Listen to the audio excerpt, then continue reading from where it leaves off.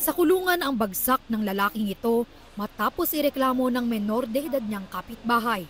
Ang menor de edad ang tagabantay raw sa bahay ng suspect tuwing pumapasok sila ng kanyang asawa sa trabaho at siya ring nagbe-babysit sa kanilang anak.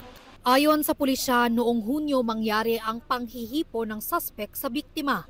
Tinakot pa raw ng suspect ang biktima at sinabihan siyang huwag magsusumbong. Kinabukasan daw nagsumbong sa kanyang ate ang biktima at sinamahan naman siyang mag-report sa mga otoridad. Itong Miyerkules, inaresto ang lalaki matapos lumabas ang warrant of arrest laban sa kanya. Pero giit ng lalaki, tila nabaligtad siya. Iba na ang kwento eh. Maniwala kayo mo hindi sa ginawa niya sa akin.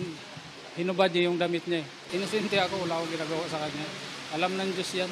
Ayon sa pulisya, nagpaabot na sila ng psychological assistance sa biktima.